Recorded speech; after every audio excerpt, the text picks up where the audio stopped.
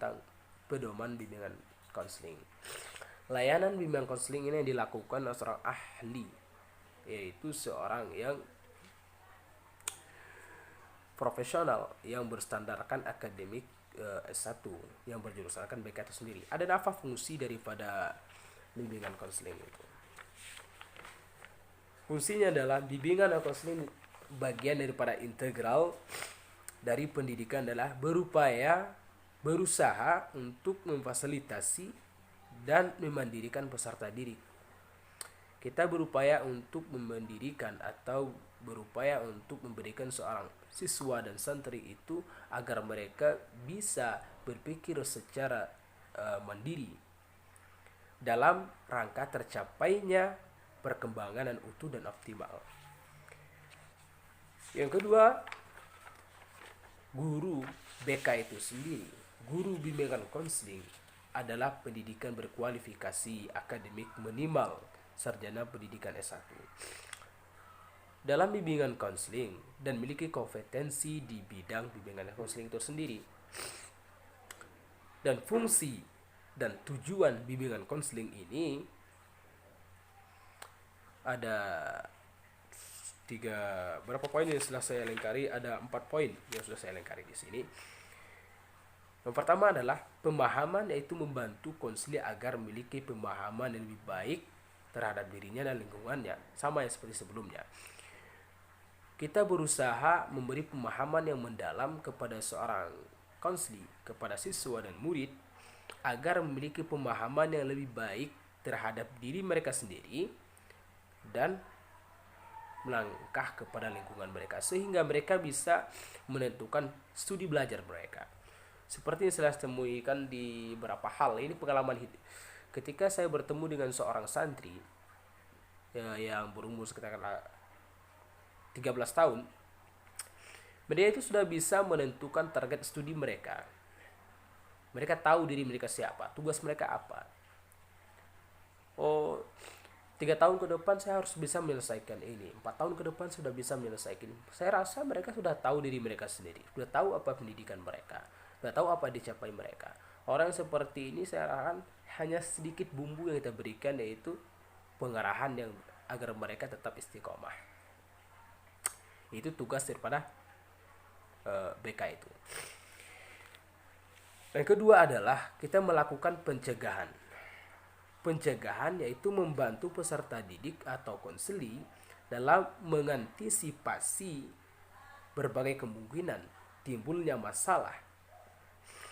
Kita melakukan pencegahan, ada sebuah istilah mengatakan lebih baik kita melakukan pencegahan daripada pengobatan.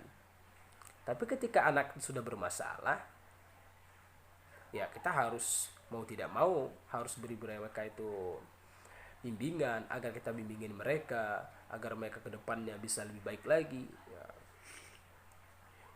Kita berupaya untuk mencegahnya supaya peserta didik konseli tidak mengalami masalah dalam kehidupannya. Kita lanjut ke berikutnya, perbaikan. Jadi berbeda yang sebelumnya itu adalah pencegahan, dan yang ke depan ini yang saya jelaskan itu pengobatan. Perbaikan, ketika santri itu sudah bermasalah, ketika siswa itu sudah bermasalah, itu tugas kita sebagai guru BK untuk pencegahannya, yang berusaha agar dapat memperbaiki kekeluaran berpikir. Nah, ketika disinilah kita melakukan penelitian apa penyebab mereka itu bisa bermasalah. Lalu kita bermasalah itu kita telusuri lagi apa yang terjadi, kenapa anak ini bisa seperti ini.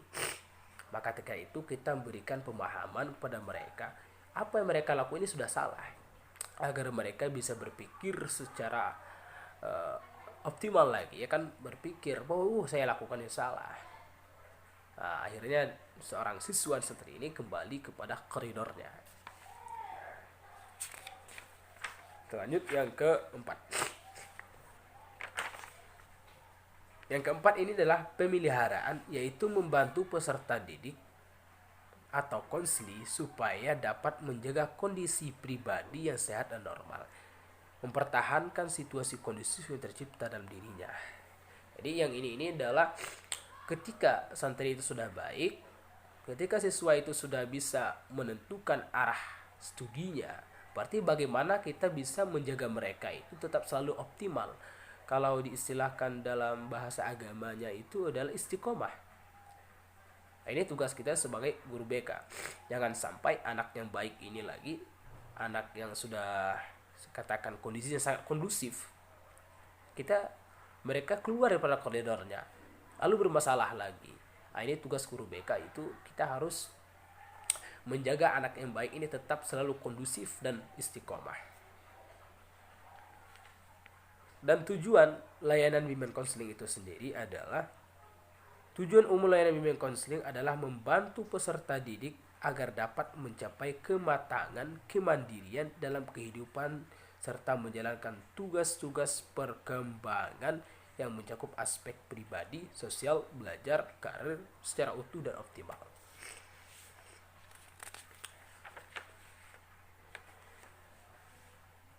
Asas dan prinsip bimbingan konseling itu di sini cukup banyak, ada 2 hal saja yang saya kemukakan pada video kali ini.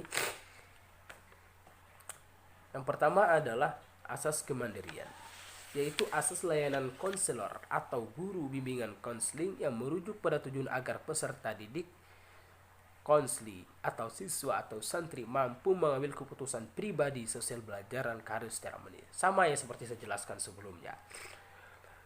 Asas daripada berarti kita sebagai guru BK ini harus bisa membuat seorang anak atau siswa itu berpikir secara dewasa, bisa menentukan arah studi mereka, karir secara mandiri. Itu dikatakan bahwa kita sudah berhasil sebagai guru BK. Lalu yang kedua adalah kedanimisan.